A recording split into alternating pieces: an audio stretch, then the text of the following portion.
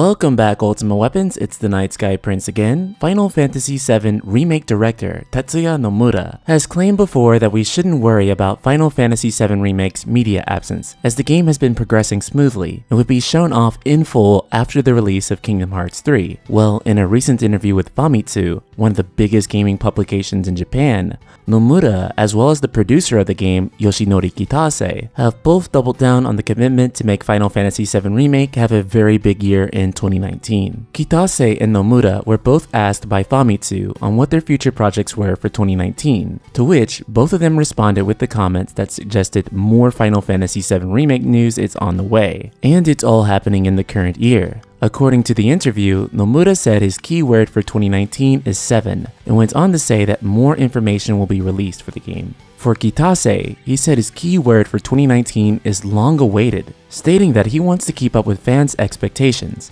and he also added yet again that Final Fantasy VII Remake is progressing very well. It's hard to believe that 2019 is finally going to be the year that this game receives the spotlight that it so desperately deserves. Words can't even describe how excited I am for this game. What's currently unclear, however, is if only new information will be released next year, or perhaps even the game itself. Most likely, next year will begin the media blitz for the game, in which we'll most likely get a trailer every few weeks to every few months. We've already seen some evidence of this with Square Enix turning the Final Fantasy VII G-Byte Twitter into the Final Fantasy VII Remake Twitter. This media blitz should play out similar to what's happened for Kingdom Hearts 3 in the past year, leading into the announcement of its release date and then the actual release on January 29, 2019. Final Fantasy VII Remake was announced in 2015, showing off 2 trailers, one at E3 and one at PlayStation Experience. That would make its re-unveiling in 2019 the first time we've gotten a trailer for the game in over 4 years. In early 2017 at the Magic Games conference, we had gotten some new screenshots of the game that showed off improved graphics and a user interface in which Square Enix will inevitably redesign 5 more times before the game's release. During this conference, Nomura said he actually wanted to show gameplay footage at the event, but the company would not let him do it. He then followed up by saying he hoped to show more of the game off later this year, and to hopefully do it at one of the big game conferences. Unfortunately, Square still didn't let him show anything off for the game, as they decided Final Fantasy VII Remake would only distract from Kingdom Hearts 3.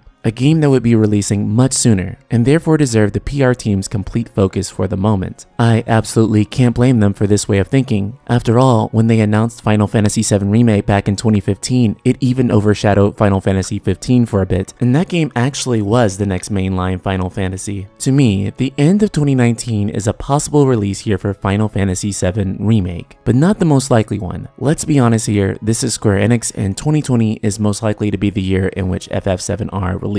Also, if 2019 itself was the release year, I think this would be extremely big news, to the point of where he wouldn't just openly suggest it. But it's entirely possible that the 4th quarter of 2019 that we'll see Final Fantasy VII Remake, but quarter 1 or quarter 2 of 2020 with non-stop trailers and press conferences for 2019, and also playable demos at events similar in the way that Kingdom Hearts 3 had this year is most likely. There's also the question of when they will begin unveiling the game, especially with Sony absent from E3 this year.